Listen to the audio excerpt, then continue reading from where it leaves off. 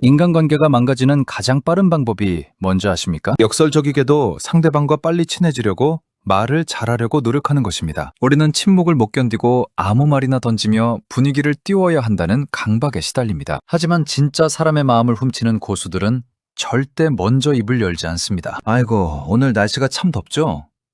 오시는 길에 차는 안 막히셨고요. 처음 만난 사람과 어색함을 깨보려고 던지는 이런 질문. 사실 최악의 시작입니다. 최근한 직장인 커뮤니티 설문조사에 따르면 성인 남녀 10명 중 8명이 이런 영혼 없는 스몰 토크에 극심한 피로감을 느낀다고 답했습니다. 발화자조차 진짜 날씨가 궁금해서 묻는 게 아니라는 걸 우리 뇌는 0.1초 만에 눈치채기 때문입니다. 마치 영양가는 하나도 없으면서 포만감만 주는 불량식품과 같습니다. 낯선 상황에서의 긴장감은 아주 자연스러운 방어 기제인데 이것을 억지로 깨부수려 하면 상대는 오히려 마음의 문을 닫아버립니다. 차라리 억지로 친한 척하는 대신 오시느라 고생하셨습니다. 편히 앉으세요. 라며 만남 자체에 집중하는 담백한 환대가 100배 낫습니다. 이런 짧은 여백이 오히려 심리적 장벽을 무너뜨리는 가장 강력한 무기가 됩니다. 그렇다면 상대방이 내 질문에 단답형으로만 대답할 때는 어떨까요? 너 오늘 피아노 학원 어땠어?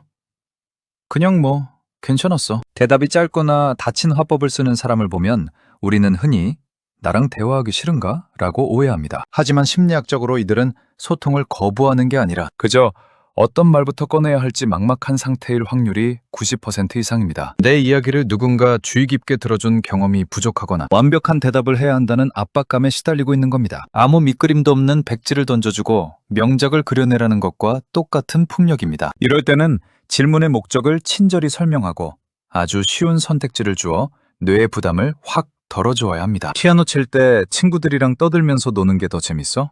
아니면 새로운 곡 배우는 게 더 신나? 이렇게 구체적인 보기를 제시하는 순간 상대의 뇌는 방어막을 풀고 색칠 공부를 하듯 편안하게 자기 이야기를 꺼내놓기 시작합니다. 그런데 이보다 더 관계를 망치는 치명적인 실수가 있습니다. 바로 자기중심적 질문입니다. 소개팅 자리나 모임에서 꼭 이런 분들이 있죠. 저는 주말마다 골프 치러 가는데 그쪽은 외제차나 골프 관심 있으신가요? 이건 질문의 탈을 쓴 평가이자 면접입니다. 내 취향, 내 가치관, 내 재력이라는 틀 안에 상대를 억지로 끼워 맞추고 합격과 불합격을 나누려는 오만한 심리입니다. 상대방을 나와 동등한 인격차로 보는 것이 아니라 내 인생을 돋보이게 해줄 들러리로 취급하는 것과 같습니다. 뭐야 저 사람?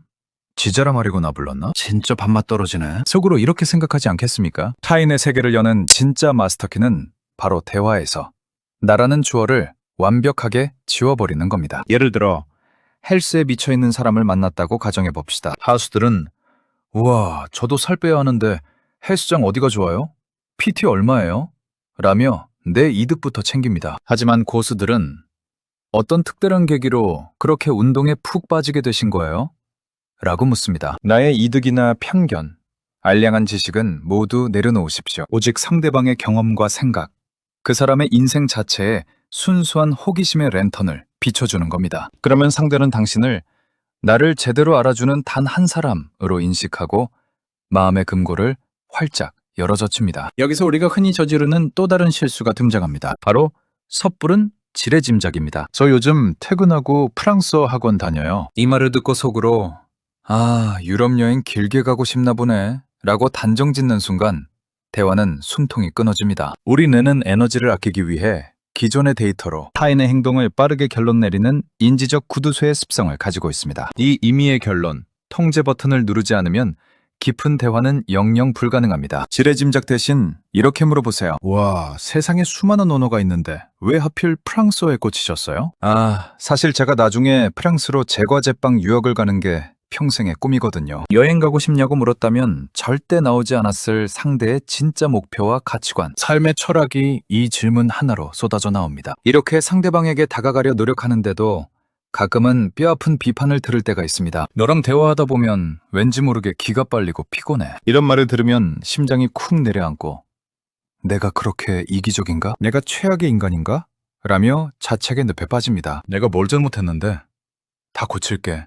제발 화 풀고 말해봐. 라며 상대의 바지가랑이를 붙잡고 매달리게 되죠. 하지만 멈추십시오. 타인의 부정적인 반응을 나라는 사람 전체에 대한 공격으로 받아들일 필요는 전혀 없습니다. 이건 마치 내 발 사이즈가 260인데 240짜리 신발을 신고 발이 아프다고 화를 내는 것과 같습니다. 신발이 나쁜 게 아니라 그냥 사이즈가 안 맞는 겁니다. 사람마다 소통에서 안정감을 느끼는 방식이 다릅니다. 어떤 이는 묵묵한 위로를, 어떤 이는 명쾌한 해결책을 원합니다. 이럴 때는 감정을 분리하고 객관적인 카메라 시점으로 되물어보는 사이다 화법이 필요합니다. 아, 그렇게 느끼셨군요. 혹시 어떤 스타일의 사람과 대화할 때 마음이 가장 편안하신가요? 이렇게 거리를 두면 내 자존감도 지키면서 우리 관계의 주도권을 다시 가져올 수 있습니다. 자, 이제 나를 잃지 않으면서 타인과 깊이 연결되는 궁극의 결말로 넘어가 볼까요? 우리는 누군가 칭찬을 하면 파블로프의 개처럼 반사적으로 깎아내리는 버릇이 있습니다. 아이고, 아닙니다. 다 운이 좋아서 그렇죠. 저 진짜 한 거 하나도 없어요. 겸손이 미덕인 사회에서 자란 우리는 칭찬을 받아들이면 교만하다고 생각하지만 이건 과도한 자기 부정입니다. 자신을 지나치게 낮추는 것은 그 칭찬을 해준 상대방의 안목마저 무시하는 행동이 될 수 있습니다. 이제부터는 당당한 겸손을 장착하셔야 합니다. 그렇게 알아봐 주시니 정말 기쁩니다. 사실 그 프로젝트 하느라 밤을 꽤 많이 새웠거든요. 그 과정을 견뎌낸 스스로를 당당히 인정하거나 함께 고생한 동료에게 영광을 돌려보세요. 이런 감정의 해상도를 높이려면 내가 구사할 수 있는 언어의 폭부터 넓혀야 합니다. 감정을 표현하는 단어가 짜증난다와 좋다 두 개뿐인 사람은 144p.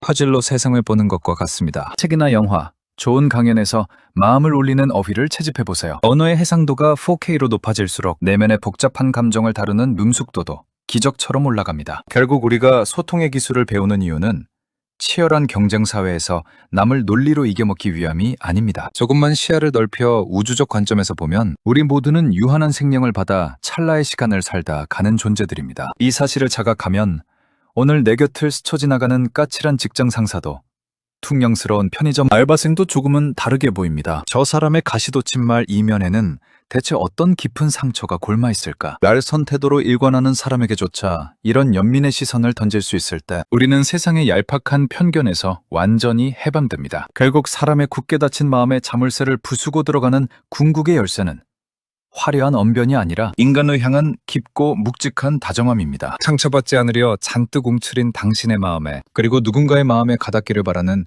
당신의 서툰 진심에 따뜻한 위로를 보냅니다. 어쩌면 우리는 모두 누군가 먼저 다정하게 말을 걸어주기만을 기다리고 있는 외로운 섬들일지도 모릅니다. 오늘 당장 완벽하지 않아도 괜찮습니다. 그저 상대를 향한 아주 작은 호기심 하나면 충분합니다. 그렇게 당신의 세계는 조금씩, 하지만 확실하게 넓어질 것입니다. 오늘 영상이 도움되셨다면 구독과 좋아요 부탁드립니다. 지금까지 여러분의 마음의 한 스푼, 간단한 스푼 심리학이었습니다.